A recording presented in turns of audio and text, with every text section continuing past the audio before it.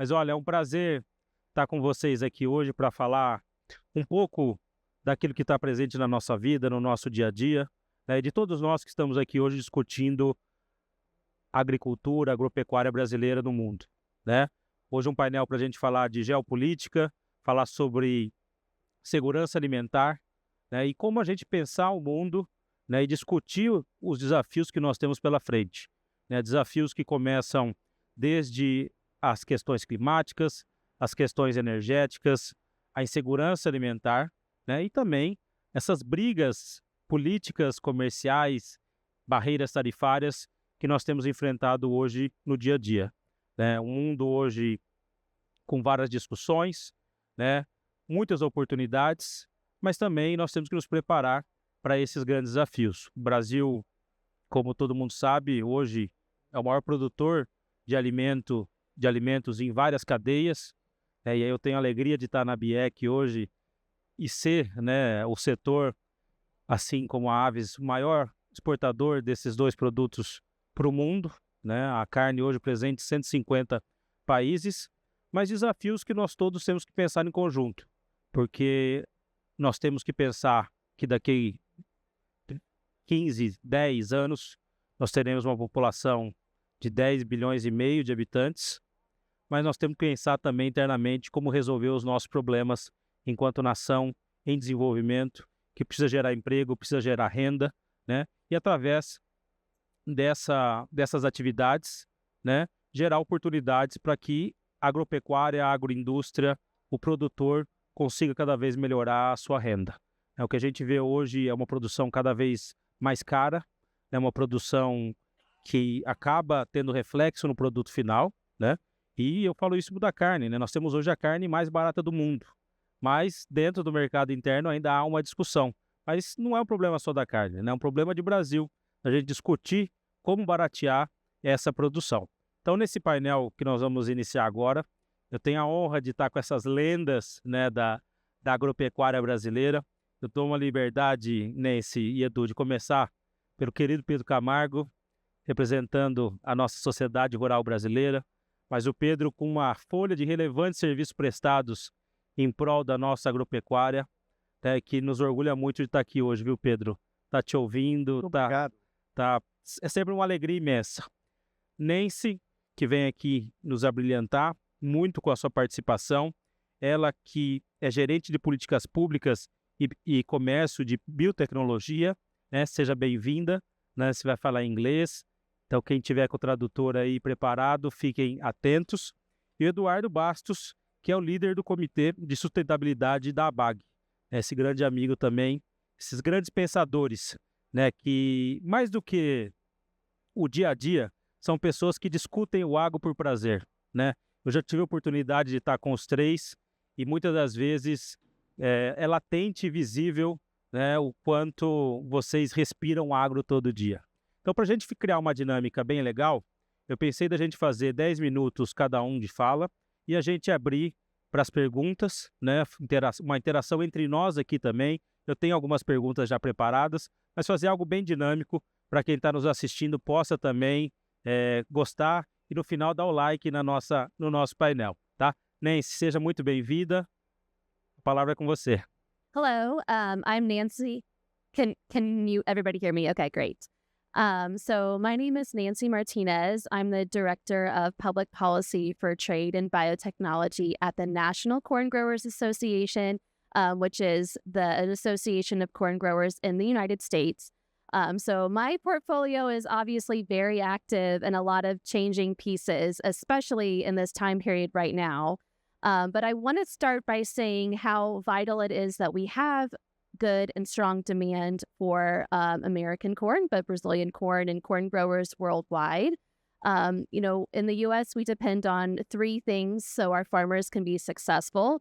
That's ethanol production, livestock consumption, and trade. So a third of the corn that we grow goes to trade when you think about ethanol and yellow corn.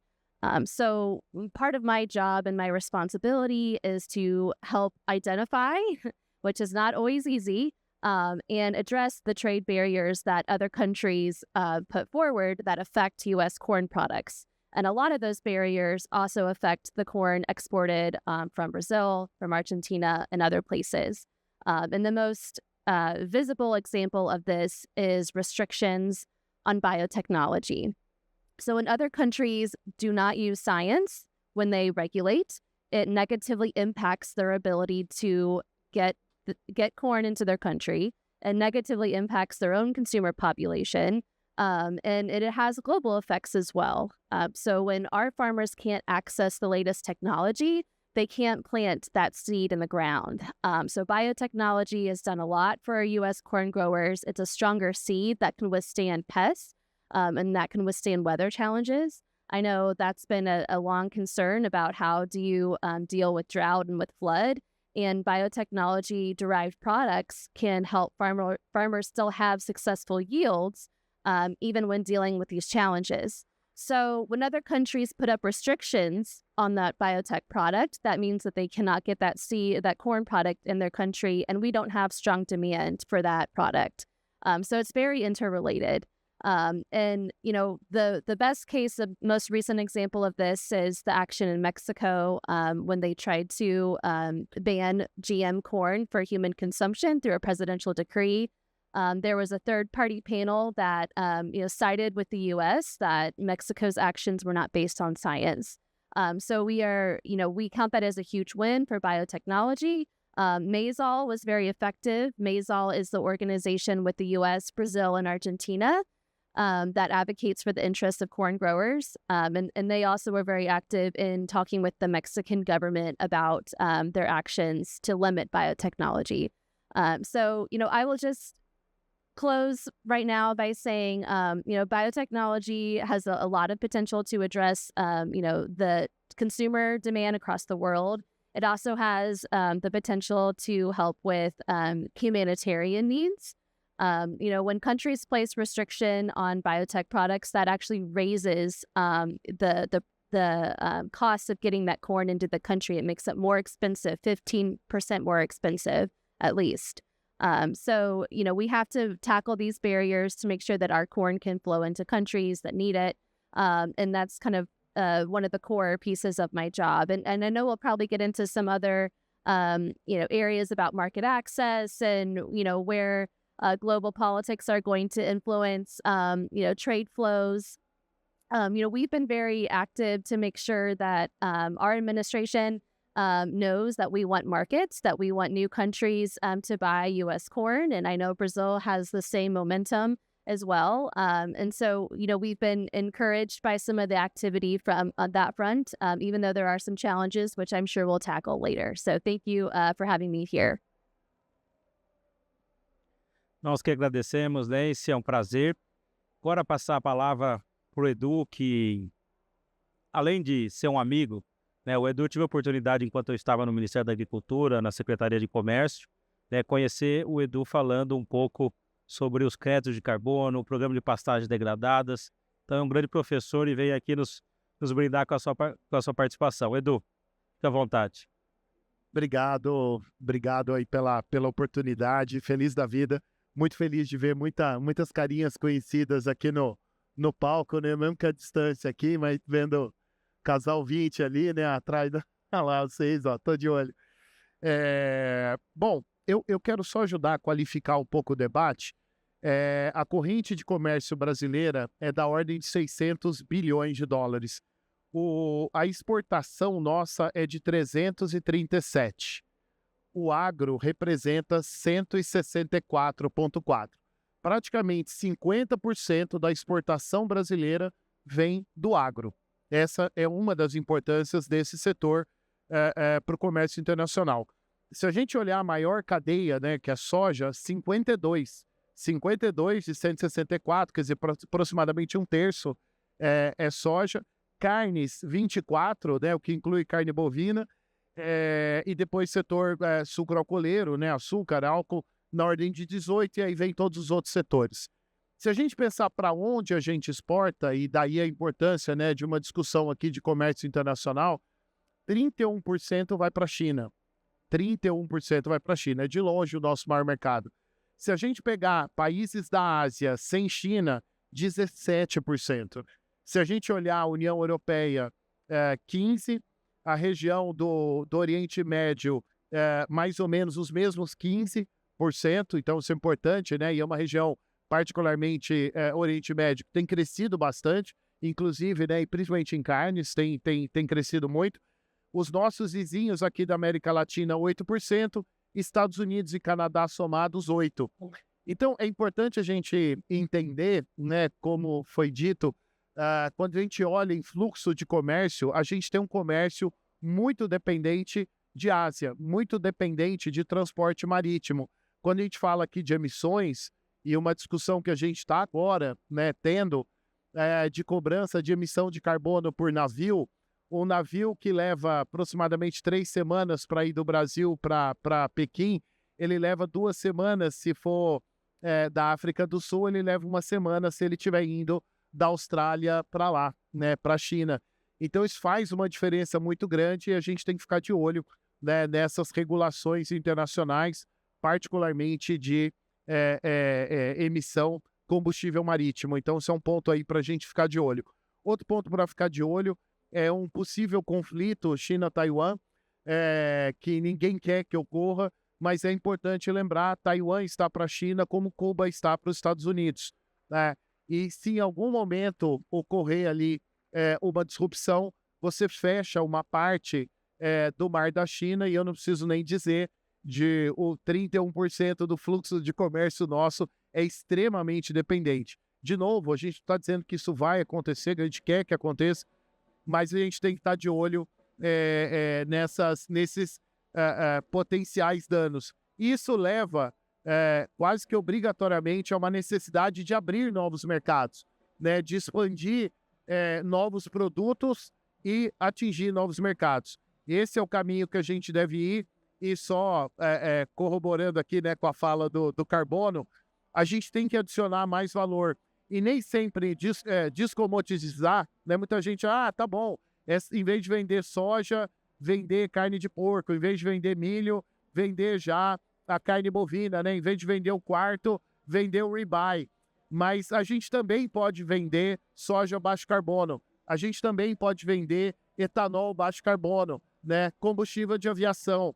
Essa é a beleza e essa é a grande oportunidade que o mundo está pedindo para o Brasil e que eu vejo, com certeza, a gente tem capacidade de atender. Obrigado. Obrigado, Pedro. Pedro, seja bem-vindo. Muito obrigado. Bem, antes de mais nada, agradecer aos organizadores da Tagro, Filho Nastar e família pelo convite. É uma honra estar aqui num painel onde tenho 2 grandes amigos antigos, o Júlio e o Eduardo, and my new friend Nancy, né? Eu, com o mais idoso da mesa, falar de geopolítica hoje é difícil. É difícil porque a gente tem um futuro mais incerto do que o passado. Eu vivi um período que a geopolítica era mais clara. Bem ou mal, após a Segunda Guerra Mundial, instituições multilaterais foram criadas pela liderança do vencedor da guerra, um dos vencedores da guerra, que foi os Estados Unidos. Então a ONU, Organização Mundial de Saúde, Banco Mundial, Fundo Monetário Internacional e o GATT, Acordo Geral de Tarifas e Comércio, que é a geopolítica do comércio, foram criados nessa época para dar mais segurança, mais futuro mais claro. O GATT se transformou em OMC em 1995 e eu vivi isso aí. Desde o GATT eu acompanhava comércio pelo que acontecia no GATT, nas tarifas, nos subsídios. E eram temas muito mais simples do que os de hoje, que afinal o subsídio é aritmética, e você tinha tarifas idem, e você via a OMC ser lançada, acompanhava toda a reunião de ministros da OMC, eu ia lá, acompanhava. Estava em Seattle quando a China entrou na OMC, que foi uma transformação que naquele momento eu me lembro de sentir meio, o que será que vai acontecer? Passaram-se 10 anos, nós vimos, eu acho que ela foi facilitada a entrar, né? Ela foi facilitada por uma economia de mercado que ela não era, ela queria a China de todo jeito, mas ela entrou. Quando descobriram que aquilo lá dificultava, os Estados Unidos, como grande líder econômico, grande líder exportador, se afastou de Genebra, da OMC, para tentar resolver suas divergências no bilateral, Não deu certo no primeiro mandato do Trump, e agora estamos na segunda vez do Trump, que tem basicamente aquele livro de regras que eu vi ser construído como idoso aqui, foi rasgado. Então nós temos tarifa, agora ninguém sabe o que é, muda um dia, muda outro. Você está num... E bem ou mal, você ter uma regra ruim, mais conhecida, é possível você fazer investimentos e entender que a regra será aquela. Mas no nível de hoje, você não sabe qual será a regra de amanhã. Eu acho que o Brasil, nessa confusão, pode até ter algum ganho de imediatista ou de curto prazo, mas no médio e longo prazo ele é perdedor, porque regra é importante. Regra é importante para investimento, é para você plantar, embarcar, entregar, receber, você saber quais são as condições. Condições que hoje a gente não sabe, né? As regras mudam, o presidente norte-americano altera tarifas equivalentes que ninguém sabe direito o que é. Ele usa a tarifa como instrumento de negociação de uma maneira que eu não consigo alcançar e a gente não sabe o que vai ser o ano que vem. É muito ruim. Acho que o Brasil tem até uma posição de curto prazo que pode ser vantajosa, mas no médio prazo certamente será ruim, porque um mundo de regras é sempre melhor que um mundo sem regras. Mesmo quando a regra não é a que você deseja, não é a que deveria ser, mas é algo que você sabe que você vai ter que cumprir e o outro lado vai ter que cumprir também. Hoje a gente planta sem saber exatamente quais serão as tarifas do dia da entrega, né? Tarifa que tem tudo a ver com preço, né? Então é um mundo geopolítico do comércio muito mais complexo que eu vivi. Como será o futuro? Voltaremos a ter instituições multilaterais? Não sei. Eu acho que é uma coisa que eu espero que venha a ter, mas a gente vai depender muito de como ocorrer os próximos anos. Infelizmente, o Brasil está aqui na América do Sul, num canto, espero que fique esquecido e a briga seja lá por cima e a gente fique quieto produzindo alimento, que é o que a gente faz bem. Quando eu fui presidente da Sociedade Rural Brasileira em 1990, nós exportávamos carne bovina no ano que se exporta hoje em dias. Éramos importadores de milho. Faz 20 e poucos anos que nós tornamos exportadores de milho. E hoje somos um grande exportador de milho.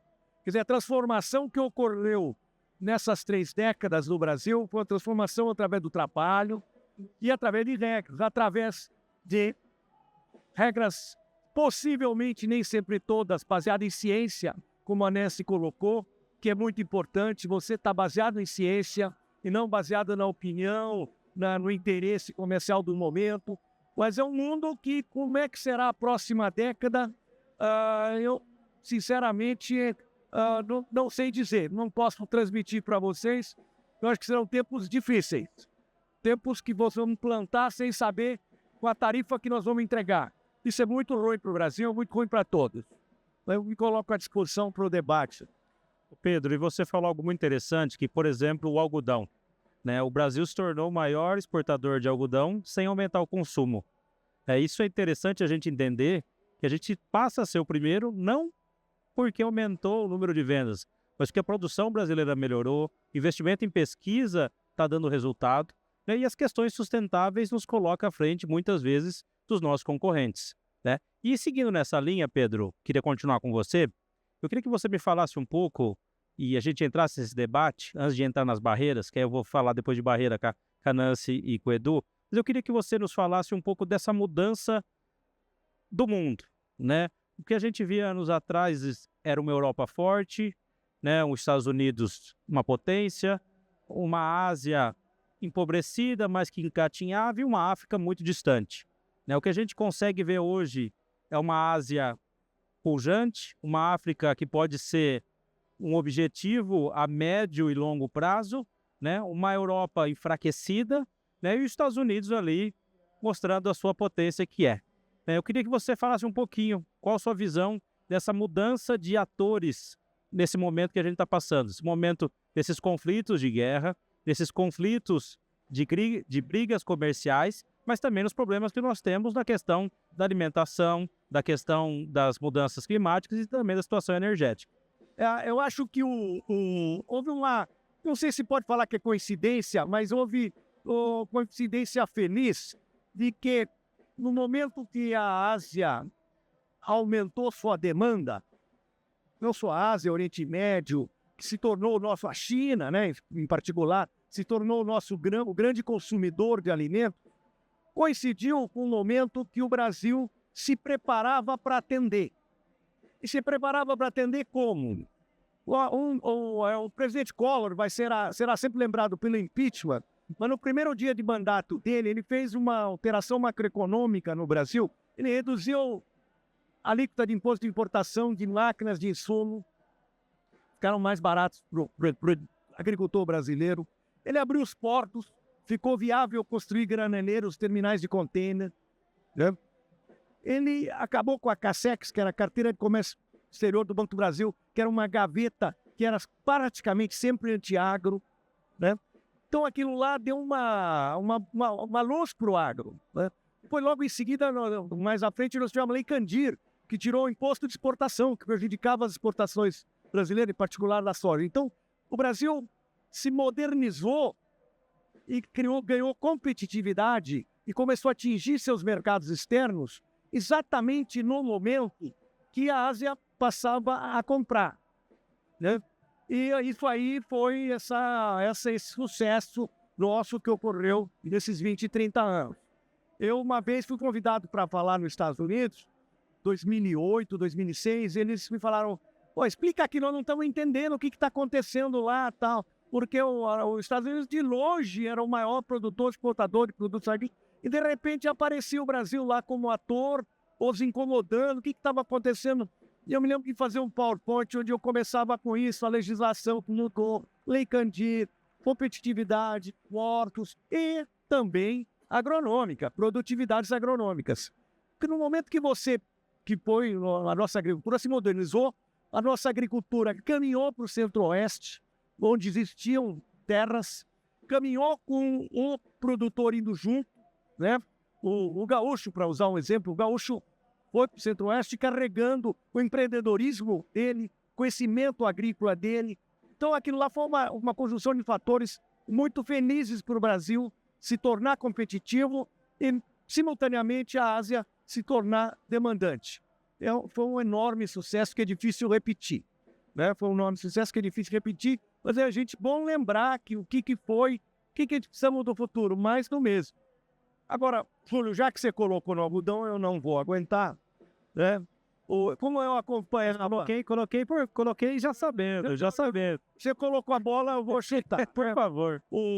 Quando eu acompanhava, como eu falei, acompanhava a GATT, depois fui acompanhar a Organização Mundial do Comércio, a primeira vez que eu fui a Genebra era para trabalhar contra as importações. O Brasil era importador.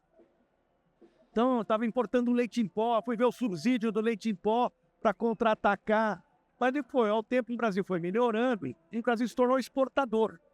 E daí fomos analisar e víamos que nós éramos prejudicados, ou melhor, os Estados Unidos, no caso do algodão, a União Europeia, no caso do açúcar, não seguiam as regras da Organização Mundial do Comércio. Por isso que eu falei muito de regra.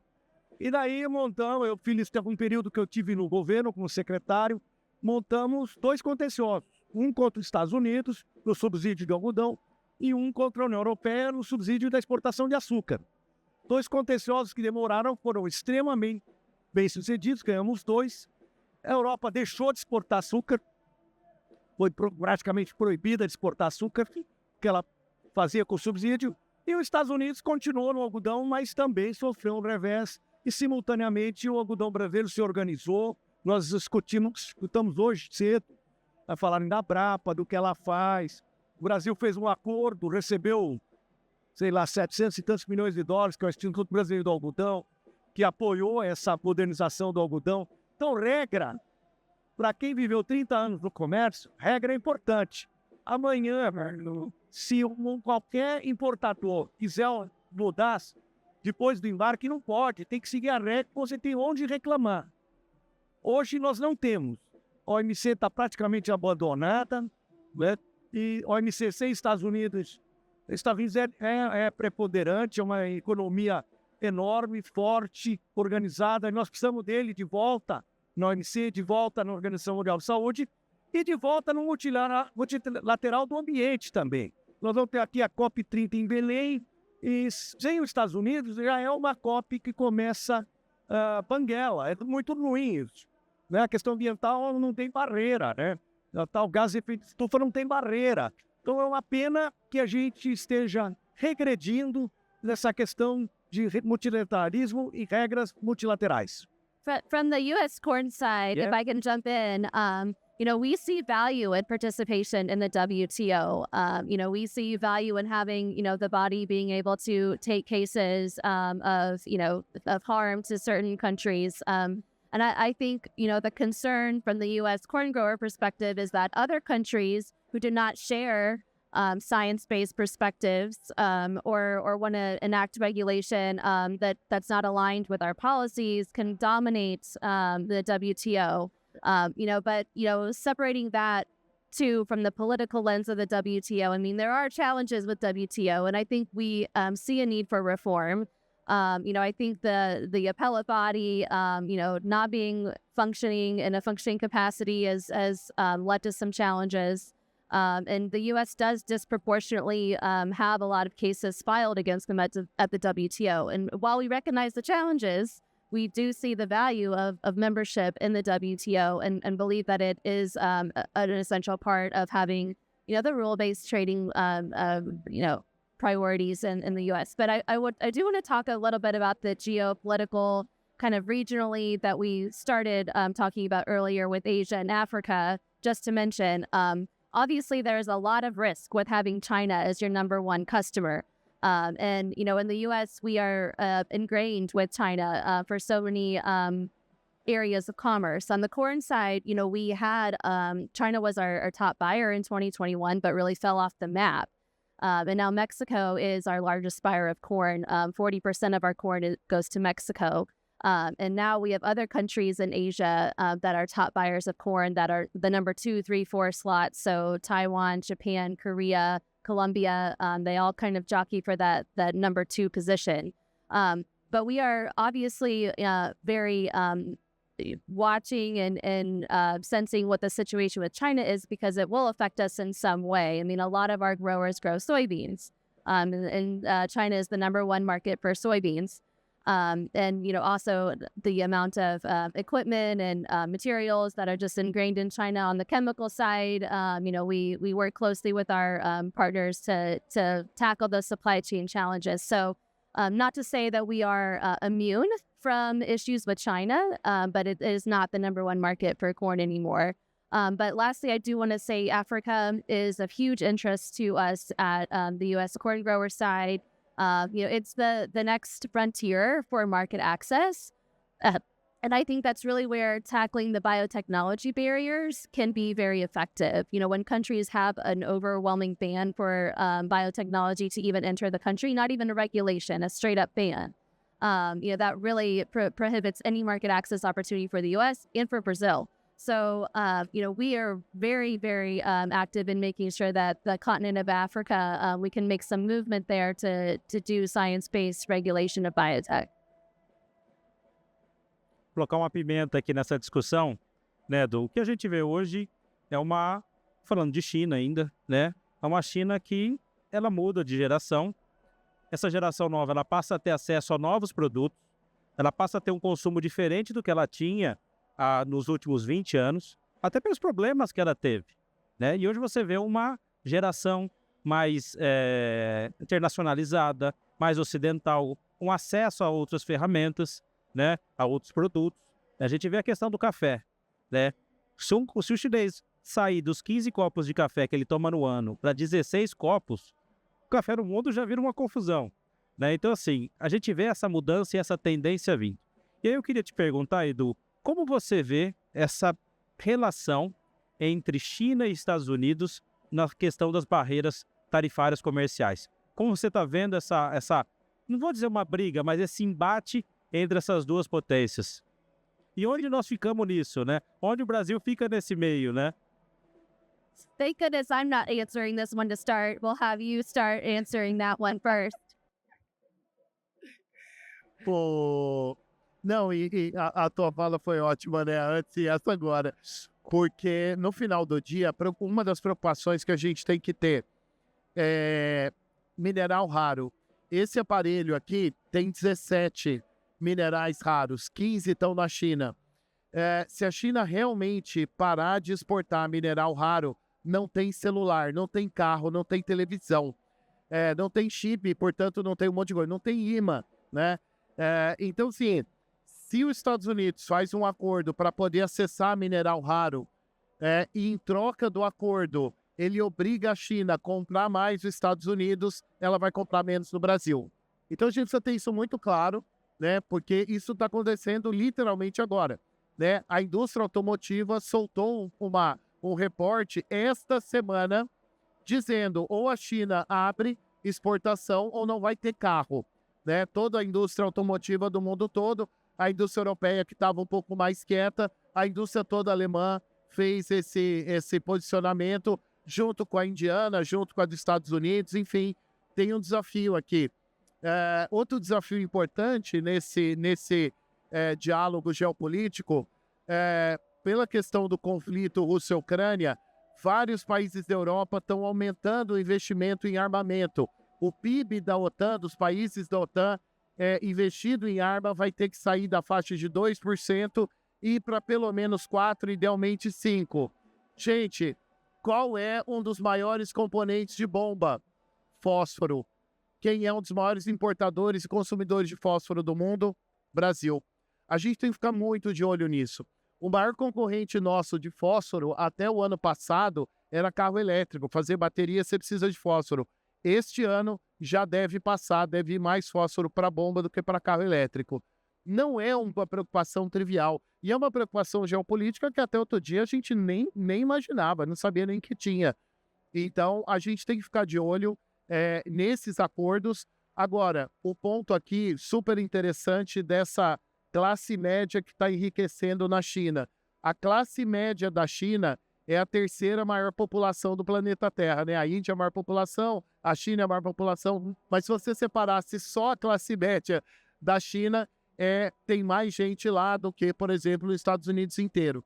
Essas pessoas estão demandando produtos mais sustentáveis. Essas pessoas estão demandando rastreabilidade.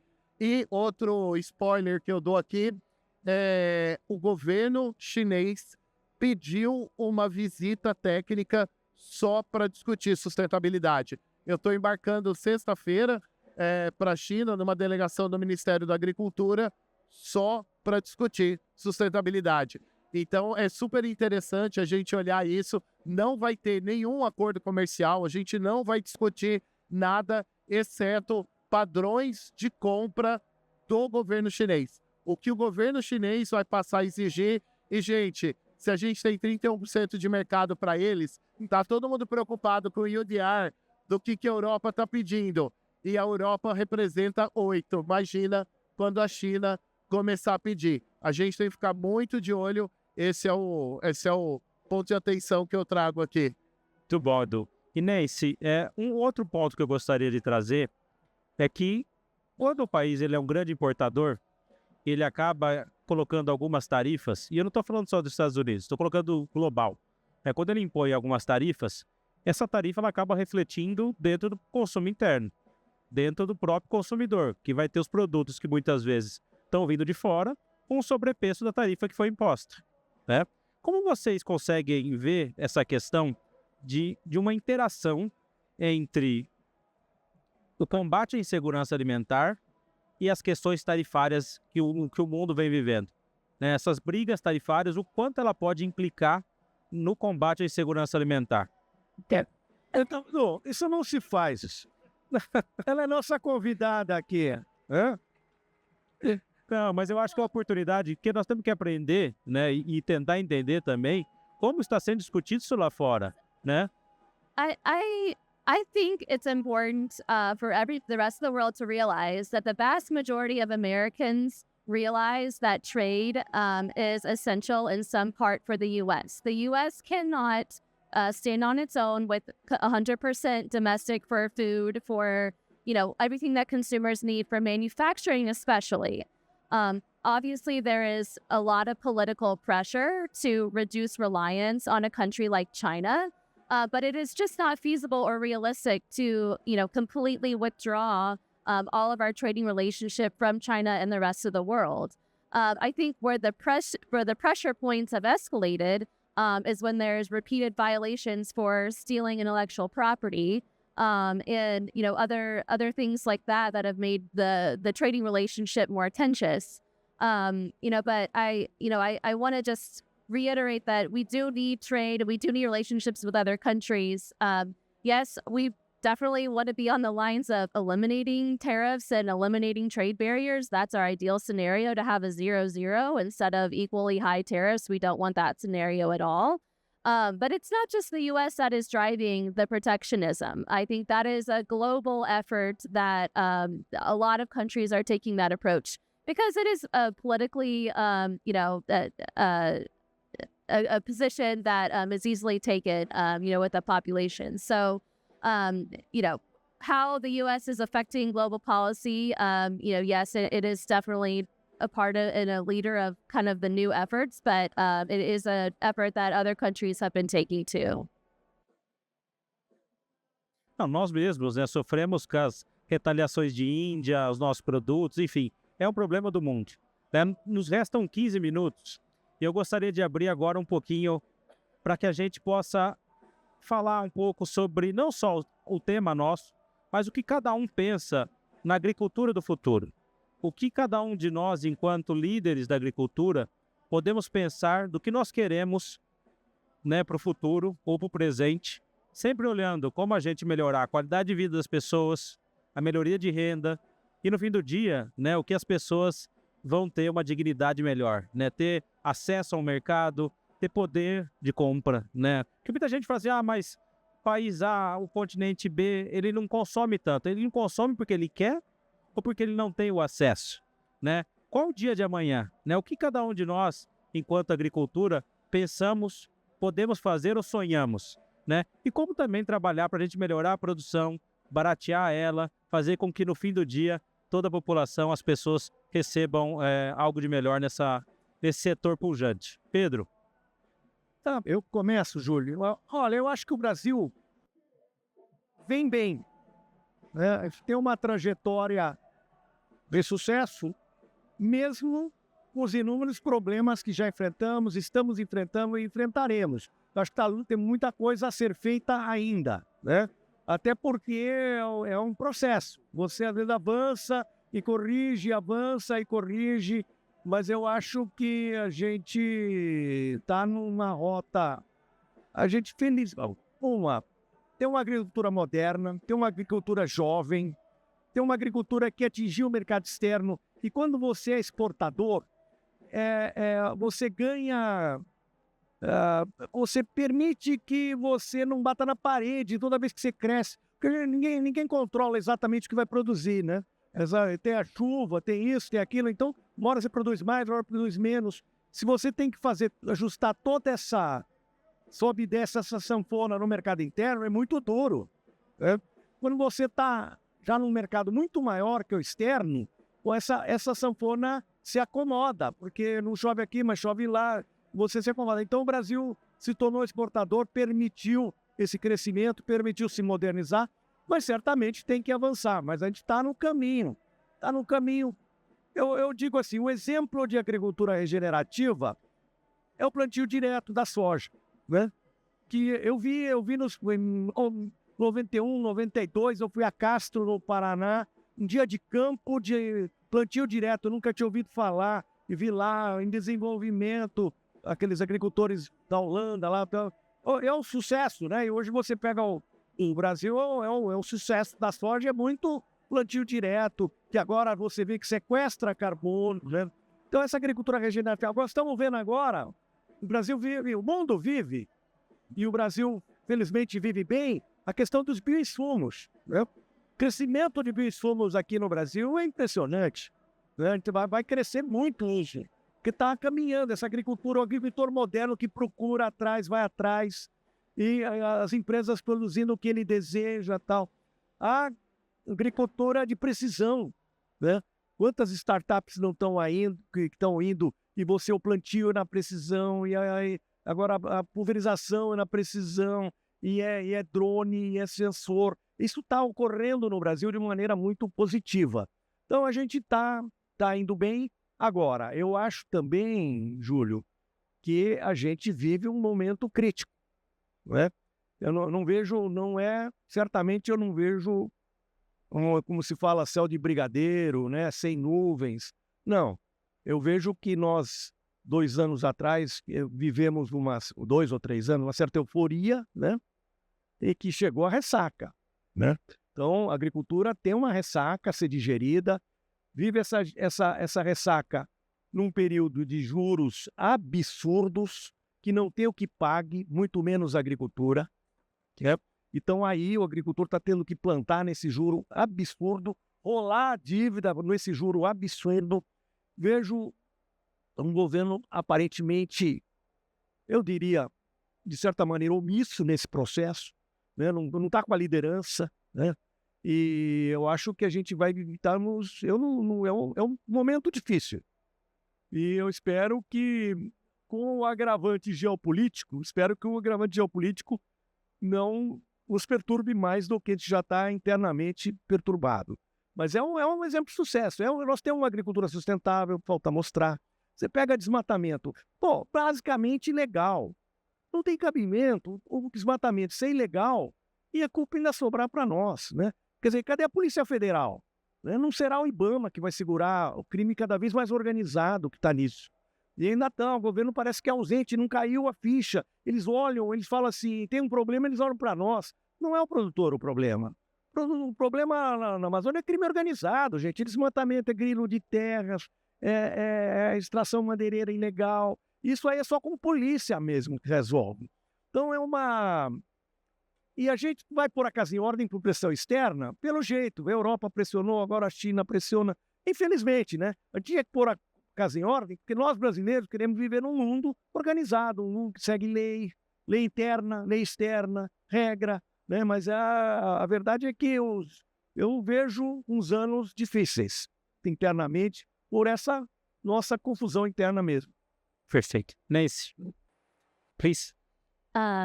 So the future of agriculture, I mean, the issues that we are tackling now, I think we will just have to keep on figuring out a way to press forward. On biotechnology, I think there is always some momentum and excitement from farmers from the ag community about how the technology can help with sustainability, can make sure that you don't use all the inputs that you originally had because the seed is more resilient and stronger. And with gene editing, you don't have the foreign plant DNA coming into that technology. So it should be regulated like conventional breeding and not the same treatment as genetically modified. So making sure that countries understand that distinction between the two will go a long way to ensure that farmers have access to that technology. So when there is a weather challenge, they can have a crop that survives. And this is all part of the demand conversation, because if we don't have strong demand for our products, then our farmers can't make a profit and they go out of business. So it is all completely intertwined. And I realize that with the uncertainties going right now, with tariffs, with potential retaliation, nobody likes to live in a world of uncertainty, especially not a farmer. But, something that we are excited about is the opportunity for market access to start tackling challenges that have been on the back burner for so long, especially with countries that have, blatantly ignored, imports of corn for biotech corn purposes. So I think we do have, some momentum there that we've never had before, that I think will help us hopefully get some markets that will help drive demand. But I do think, embracing, regulating biotechnology on a global scale is essential to the future of having a farmer successful, not only in the U.S., but in Brazil. Thank you. Obrigado. Edu. Vamos lá. Eu vejo um futuro muito promissor. E principalmente por uma questão numérica. Quando a gente olha a FAO, OCDE, Os números falam em consumo de grãos que ele precisa ir de 2,1 bilhões de toneladas para 3. São 900 milhões de toneladas a mais. A conta não é tão simples, tem arroz, trigo, não é uma coisa... A gente não dá conta nem de produzir o que a gente consome, quiçá ser um celeiro do mundo para essas culturas. Mas para soja, para milho, a gente consegue. Se a gente produzisse 3 toneladas de soja, 7 de milho, são 10 milhões. Divide 900 milhões de toneladas por 10, são 90 milhões de hectares. Em algum lugar do mundo, até 2050, a gente precisa converter 90 milhões de hectares.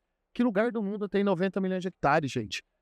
A maioria dos países no mundo não tem 90 milhões de hectares. 90 milhões de hectares é um Mato Grossão, né? Então, assim, não é uma coisa simples, né? Angola tem uns 40 milhões ali. Agora, você vai converter a área em Angola, né? Quer dizer, a hora que a gente derruba Cerrado, dá uma comoção mundial. Imagina a savana, você passando correntão, saindo, pedaço de leão voando, girafa, rinoceronte, não dá, não cabe, né? A sociedade não aceita mais isso.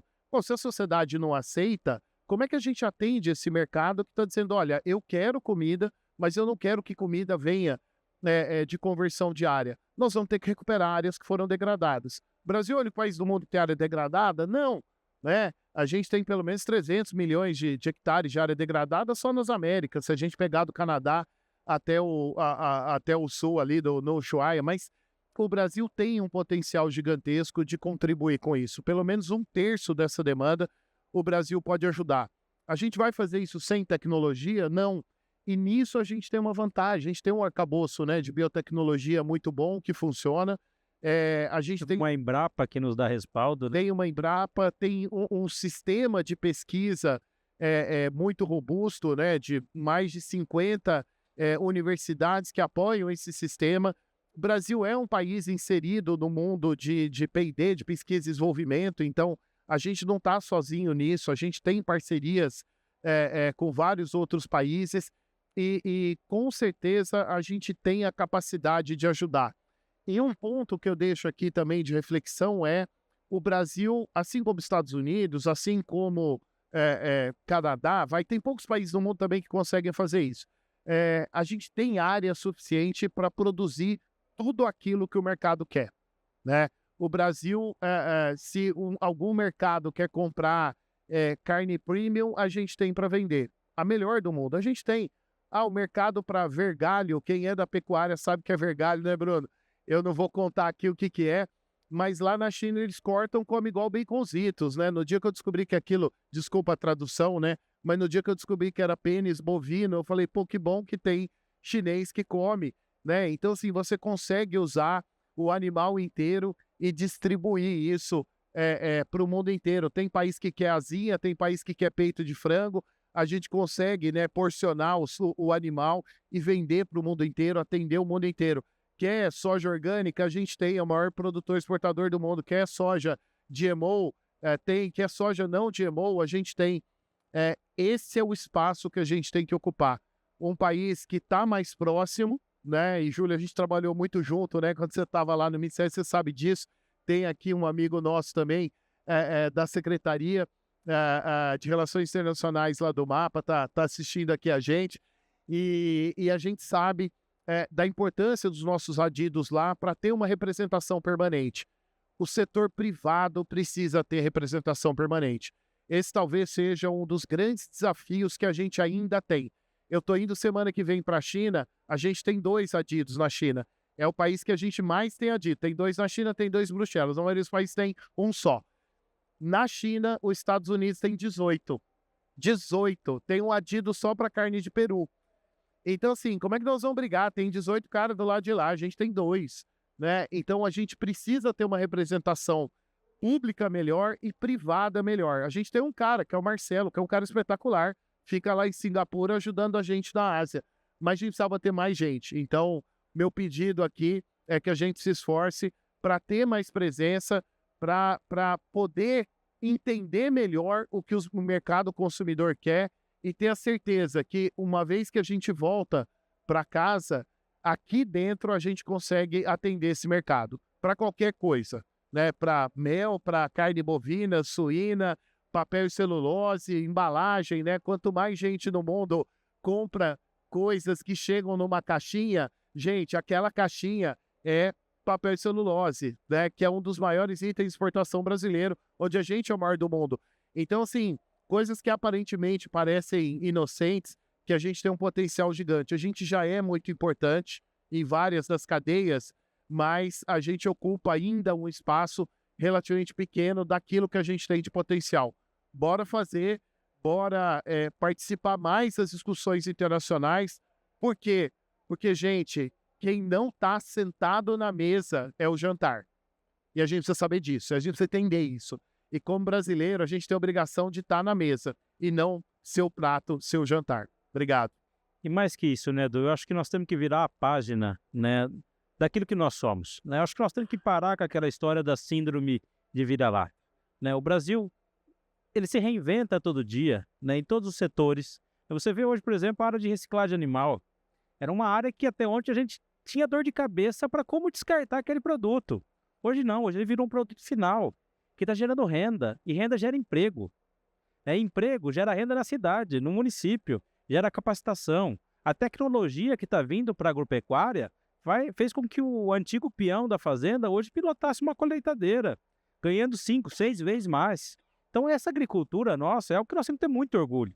Nós brasileiros temos que ter muito orgulho daquilo que a gente faz e ter presença, né? A gente só vai conquistar mercado, a gente só vai avançar, né, dentro dos outros países ou contra os nossos concorrentes quando a gente estiver lá sentado na mesa discutindo, né? Porque as questões globais, elas vão ter que passar pelo nosso país, até porque somos um país territorial, nós temos as questões climáticas podem e devem ser resolvidas aqui, porque nós temos como fazer solução através da agricultura, né? As questões energéticas, né?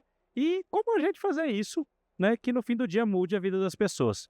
Então, os problemas estão na nossa frente, mas mais que isso, né? Nós sabemos como combatê-los, né? Só vamos conseguir fazer isso quando a gente conseguir trabalhar junto o setor público, setor privado, com um único interesse.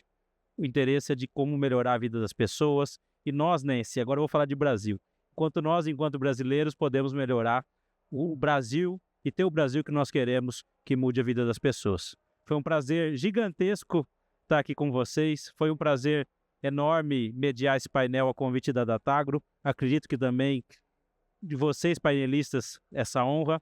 E obrigado a vocês que nos assistiram, nos escutaram, né? E ao próximo painel, se Deus quiser. Um grande abraço a todos. Obrigado a todos.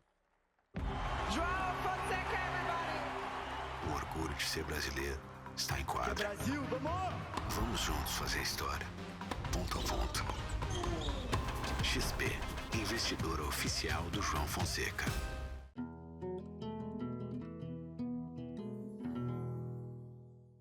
AgriConnection. Ative a rede que vai transformar o agro.